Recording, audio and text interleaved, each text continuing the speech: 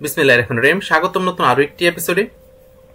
আপনারা যারা পঞ্চম গণবিজ্ঞপ্তিতে যারা প্রাথমিকভাবে সুপারিশপ্রাপ্ত হয়ে যারা চূড়ান্ত সুপারিশে অপেক্ষা রয়েছেন, আপনাদের সেই অপেক্ষার সময় শেষ হতে চলেছে।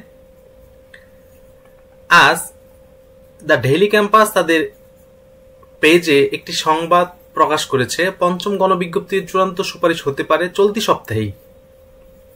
এটা অবশ্যই খুশি সংবাদ।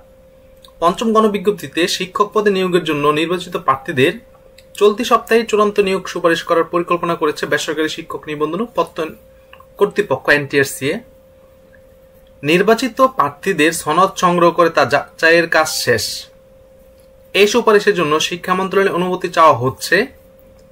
মন্ত্রণালয়ের অনুমতি মিললে প্রার্থীদের চলতি সপ্তাহেই সুপারিশ করা হবে। আর এমনটাই জানিয়েছেন NTRCA এর সংশ্লিষ্টরা। জানা গেছে, চূড়ান্ত সুপারিশপত্র অনলাইন থেকে ডাউনলোড করে প্রার্থীরা স্কুল, কলেজ, মাদ্রাসা ও কারিগরি শিক্ষা প্রতিষ্ঠানগুলোতে শিক্ষক পদে যোগদানের সুযোগ পাবেন।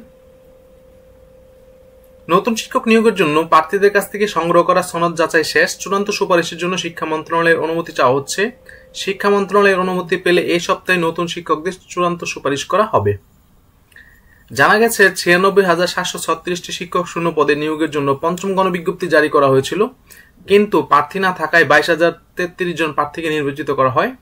নিবন্ধিত প্রার্থীরা বি-রুল ফর্ম পূরণ করে NTRCA-তে তাদের সনদ জমা দিয়েছেন। তারা চূড়ান্ত সুপারিশে অপেক্ষায় আছেন। তবে সনদের জটিলতায় থাকায় নির্বাচিতদের মধ্য থেকে কিছু প্রার্থী চূড়ান্ত সুপারিশ পাবেন না বলে জানান NTRCA সচিব মোহাম্মদ ওবায়দুর রহমান।